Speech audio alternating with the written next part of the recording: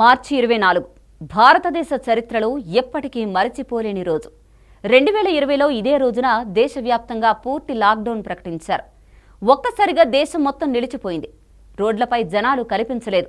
Traffic ఆగిపోయింది. స్కూళ్లు, ఆఫీసులు మూసివేశారు.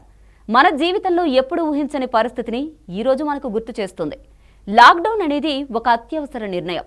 ప్రమాదకరమైన కరోనా వైరస్ వేగంగా వ్యాపిస్తున్నప్పుడు జనం మధ్య దూరం పెంచి ఆ వ్యాధి వ్యాప్తిని ఆపేందుకు తీసుకున్న చర్య.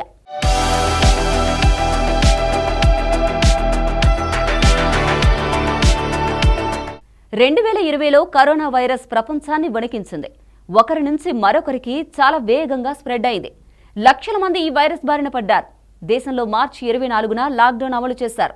జనాన్ని బయటకు రావడం పూర్తిగా నియంత్రించారు. ట్రావెలింగ్ ఆపేశారు. షాపులు, కంపెనీలు అన్నీ మూసేశారు. ఈ కఠిన నిర్ణయం వెనుక ప్రధాన ఉద్దేశం వైరస్ చైన్ను బ్రేక్ చేయడం. ఒక వ్యక్తి నుంచి మరొకరికి వైరస్ వెళ్లకుండా ఆపడం ద్వారా కరోనా వైరస్ వ్యాప్తిని నియంత్రించడమే వారి లక్ష్యం.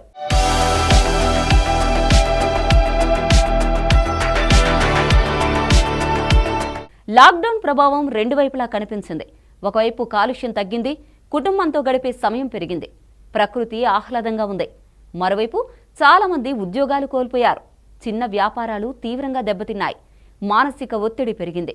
రోజువారీ కూలీలు ఎన్నో కష్టాలను ఎదుర్కొన్నారు. అంటే లాక్డౌన్ అనేది అవసరమైన నిర్ణయమే అయినా దాని ప్రభావం సమాజంపై గట్టిగానే పడింది.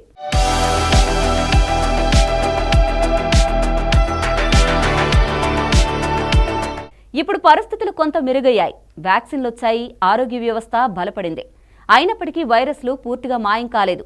అందువల్ల మాస్క్, శుభ్రత, మంచి ఫుడ్, ఆరోగ్యంపై శ్రద్ధ లాంటి జాగ్రత్తలు మన జీవితంలో భాగంగా ఉండాలి.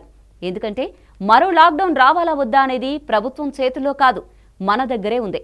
ఈ స్టోరీలో మీ అవేర్నెస్ తీసుకురావడానికి మాత్రమే తప్ప మిమ్మల్ని భయపెట్టడానికి ఏమీ లేదు.